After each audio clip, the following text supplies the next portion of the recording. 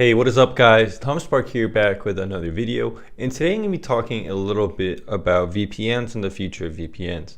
So a lot of people might wonder, will VPNs eventually be kind of blocked or unusable in the US or around the world? Now we see places like China already making a lot of attempts to block VPNs, and for the most part it's pretty successful. A lot of people have trouble using VPNs in China now, especially in the last couple of years.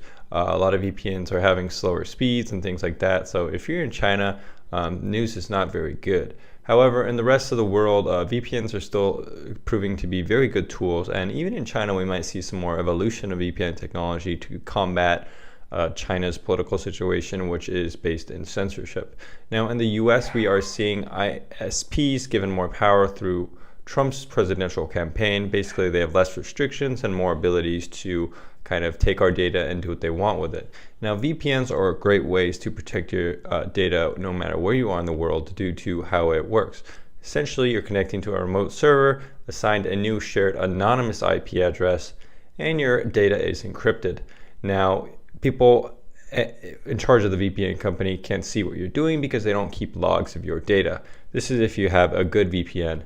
So your data is totally encrypted and it's not very decipherable from ISPs or even governments because encryption is so strong.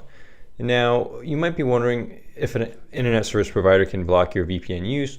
Well, an internet service provider could potentially block a website, but there are already going to be ways around it.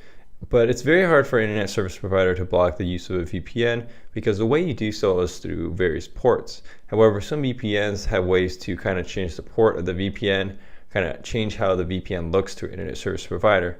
So it's pretty easy for a VPN to get around that. Additionally, you see a lot of schools blocking VPNs and things like that through specific ports.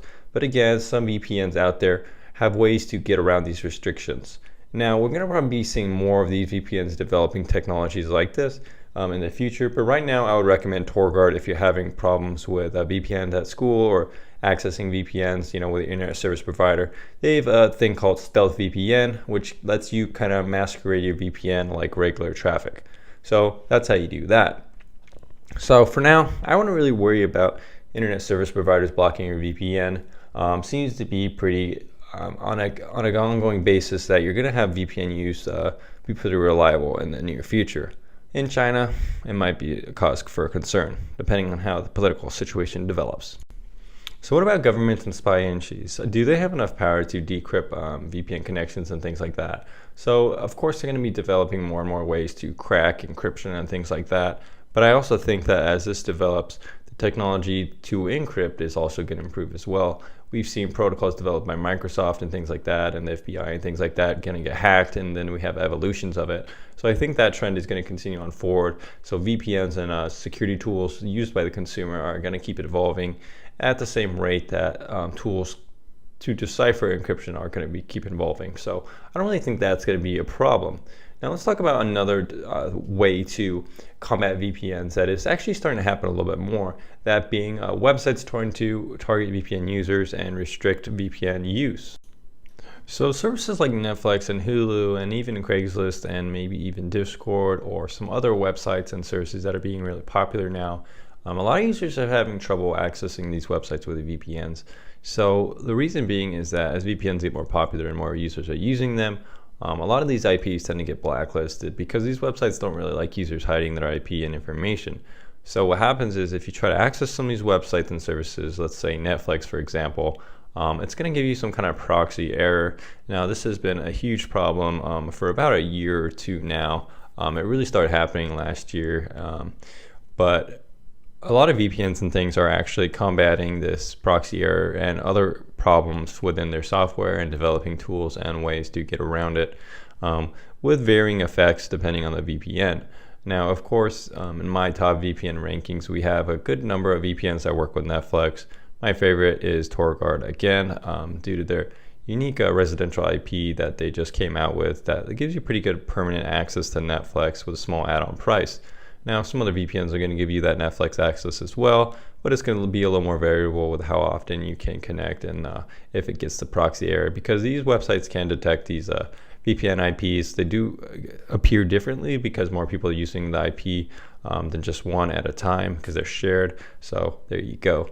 Now, dedicated IPs are also useful for other websites like Craigslist and things like that.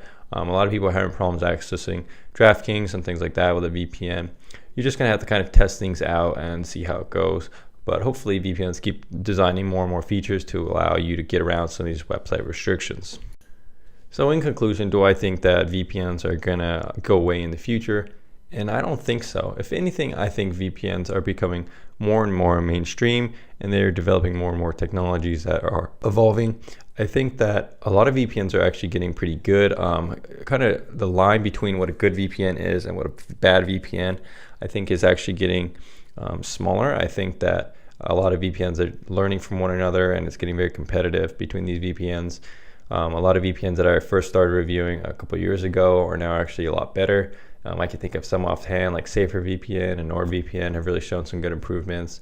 And we're even seeing some VPNs like Windscribe offer some pretty generous free trials, like 10 gigabytes or 15 gigabytes a month. So I think the market is definitely still growing. If anything, it's just getting bigger and bigger. So I don't think that VPNs are going to go away. Depending on China and international places, I think that VPNs are having some trouble right now. However, if the political situation changes, I think that VPNs might have a resurgence in the future. Well, thanks guys for watching this video. I know it's not the most exciting one, just talking about VPNs in the future, but if you're a VPN user, this is probably very interesting to you. Just let you know if your price and investment is going to be worth it. I know a lot of VPNs offer 2-year plans and things like that, which are pretty good deals. So if you're interested in that, I think it's a safe purchase and worth a buy. Now, my name is Tom Spark, logging out of this discussion and tutorial video about the future of VPNs. Thanks for watching this video. Like, comment, subscribe. Check out my links down in the description below, or check out my website at best10vpn.com. Thank you. Goodbye.